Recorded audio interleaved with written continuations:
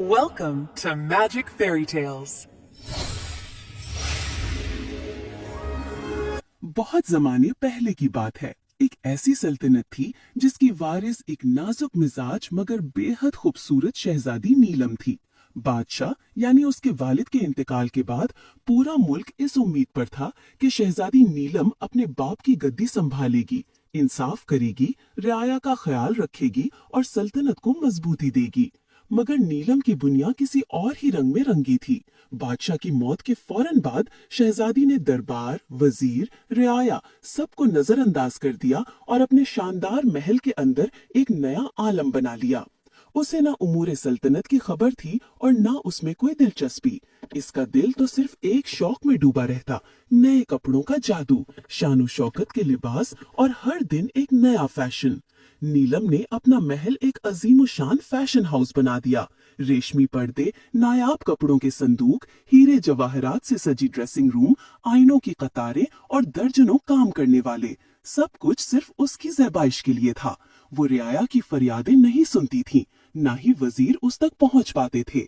हर रोज वो नए तमाशे और नई पोशाकों में घूमती रहती, गोया सारी दुनिया का मकसद उसकी खूबसूरती का तमाशा करना हो।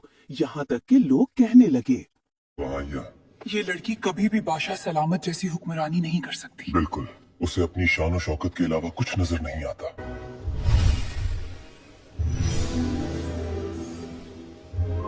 एक दिन दो फ्रॉड करने वाले ताजिर महल में आए। उन्हें फौरन पहचान हो गई कि शहजादी नीलम काफी मगरूर और थोड़ी सी नादान है।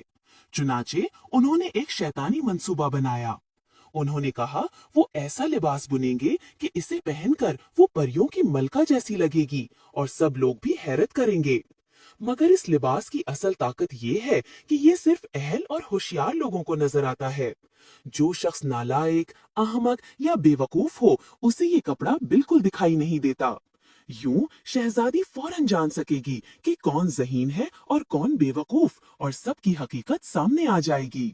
ये तो वाकई निहायत अजीबो शानदार कपड़ा होगा। अगर मैं इस जादुई कपड़े का लिबास पहन लूं, तो फौरन जान सकूंगी कि मेरी सल्तनत में कौन अपने अहदे के काबिल है और कौन बिल्कुल नालायक, कौन अक्लमंद है और कौन अहमक। मुझे ये कपड़ा फौरन बनवाना चाहिए। चनाचा उसने फौरन फ्रॉड करने वाले बुनकार ताजरों को सोने की भारी थैलियां दे दी कि वो फौरन काम शुरू कर दें। 2 नोट की बुनकरों ने शाही महल में 2 बुनाई मशीनें लगा लीं और यूं जाहिर करने लगे कि वो बहुत मेहनत से कपड़ा बुन रहे हैं। हालांकि बुनाई मशीनों पर कुछ भी नहीं था। वो बार बार कीमती रेशम और नायाब सुनहरी धागा मांगते और जो कुछ मिलता सब गायब कर देते और रात गए तक खाली बुनाई मशीनों पर हाथ चलाते रहते। शहजादी ने एक दिन सोचा, मुझे जरूर पता लगाना चाहिए कि वो इस जादुई कपड़े के काम में कहाँ तक पहुँचे हैं। मगर फिर उसे याद आया कि जो शख्स अपने ओहदे के लायक ना हो, वो तो इस कपड़े को देख ही नहीं सकता। नीलम को यकीन था कि वो बहुत होशियार है, लेकिन फिर भी एहतियातन उसने पहले किसी और को भेजना मुनासिब समझा। पूरे शहर में इस जादुई कपड़े की खासियत की बातें फैल चुकी थीं और हर शख्स इस इंतजार में था कि कौन ओहदे के लायक है और कौन बेवकूफ। मैं अपने सच्चे और ईमानदार वजीर आजम को भेजती हूँ, नीलम ने सोचा। वो निहायत तजर्बाकार है, अपने मनसब को खूब समझता है और बेहतर फैसला कर सकता है कि कपड़ा कैसा लग रहा है। जब बूढ़ा वजीर उस कमरे में दाखिल हुआ जहाँ बुनकार खाली बुनाई मशीनों पर बैठे थे, तो वो चौंक कर बोल उठा, खुदा खैर करे, मुझे तो कुछ नजर ही नहीं आ रहा। लेकिन वो ये बात जबान पर लाने की हिम्मत ना कर सका। दोनों बुनकार बड़े अदब से करीब आए और खाली बुनाई मशीन की तरफ इशारा करते हुए बोले, देखा कितना शानदार है। जब मलका पहनेगी तो बिल्कुल चांद की रोशनी की तरह चमकेगी। अगर मैंने कहा कि मुझे तो कुछ भी नजर नहीं आ रहा, तो लोग मुझे बेईमान समझेंगे। बहुत शानदार कपड़ा है। इसका रंग, इसका डिजाइन बहुत उम्दा है। चंद दिन बाद बुनकारों ने मजीद रेशम, मजीद सोने का धागा और मजीद रकम मांगी और शहजादी नीलम, जो पहले ही उनके जाल में फंस चुकी थी, सब कुछ उनके हवाले करती गई। बुनकार हर चीज अपने पास रखते रहे, लेकिन बनाई मशीन के पास तो एक धागे का साया भी नहीं गया और वो खाली बनाई मशीन पर दिन रात काम में मसरूफ रहे। कुछ दिन बाद शहजादी ने एक और मोतमिद दरबारी को भेजा ताकि वो जाकर देखे कि काम कहाँ तक पहुंचा है। इस दरबारी ने भी बनाई मशीन को घूर कर देखा, मगर जाहिर है वहाँ कुछ था ही नहीं। इसका दिल धक से रह गया। यहाँ तो कोई सोना या धागे का कपड़ा नहीं है। मुझे कुछ क्यों नजर नहीं आ रहा? जिसने भी देखा उसे बहुत पसंद आया है। आपको कैसा लगा? ये तो बहुत नफीस कपड़ा है। ये क्या हो रहा है? सबको नजर आ रहा है। क्या मैं अकेला बेईमान रह गया हूँ दुनिया में? दरबारी जब वापस महल पहुंचा तो शहजादी नीलम से भी वही कह आया, कपड़ा तो लाजवाब है। पूरे शहर में अब इस कीमती जादुई कपड़े की खबर फैल चुकी थी।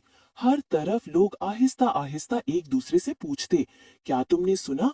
वो कपड़ा तो नायाब है। आखिरकार शहजादी नीलम खुद भी इस कपड़े को देखना चाहती थी, वो भी जब वो बुनाई मशीन पर तैयार हो रहा था। और यूं एक बड़े जुलूस के साथ अपने दरबारियों के हमराह, जिनमें वो दोनों वजीर और दरबारी भी शामिल थे जो पहले जा चुके थे, शहजादी नीलम उन फ्रॉडी बुनकारों के पास पहुंची। वो दोनों अब पहले से ज्यादा जोश के साथ हाथ हिला हिलाकर बुनाई कर रहे थे, मगर उनकी बुनाई मशीनों पर अब भी एक भी धागा मौजूद न था। अगर आलिया इजाजत दे तो क्या अब आप अपने शाही लिबास उतार दें? दोनों फ्रॉडी बुनकार अदब से बोले, ताकि हम आपको नया जादुई लिबास आईने के सामने खुद पहनाएं। शहजादी नीलम ने सर हिलाया और अपने खादिमाओं को इशारा किया। उसने अपना असल लिबास उतार दिया और बुनकार एक एक करके नया लिबास पहनाते जाने का ड्रामा करते रहे, हालांकि उनके हाथों में कुछ था ही नहीं। नीलम आईने के सामने हर तरफ से खुद को देखती रही और सारे दरबारी तारीफों के अंबार लगा रहे थे। क्या शानदार लग रही हैं! लिबास तो जैसे खास आपके लिए बना हो। क्या खूबसूरत नक्श, क्या नायाब रंग, हैरत अंगेज। शहजादी नीलम अपने खाली मगर जादुई लिबास में परेड के लिए निकली तो लोग हैरत ज़दा रह गए और सब तारीफ करने लगे। किसी में सच बोलने की हिम्मत ना थी, मगर एक मासूम बच्चे ने सच कह दिया, शहजादी ने तो ऐसा कुछ नहीं पहना जिसकी सब तारीफ कर रहे हैं। मुझे भी कोई सुनहरा या चमकदार लिबास नजर नहीं आया। मुझे भी कोई सुनहरा या चमकदार लिबास नजर नहीं आया। हर तरफ शोर मच रहा है, मगर मुझे भी कुछ दिखाई नहीं दिया। बेचारी शहजादी चालाक और अक्लमंद बनने के चक्कर में बेवकूफ बन गई है। तुमने देखा? यहाँ तो वाकई ऐसा कुछ नहीं है।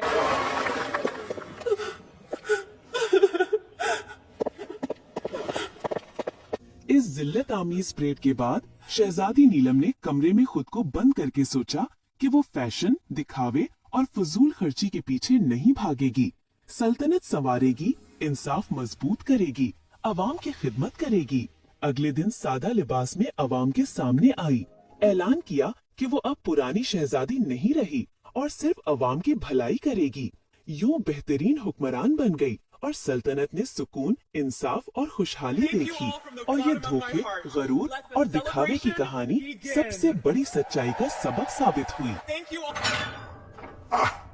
Thanks for watching.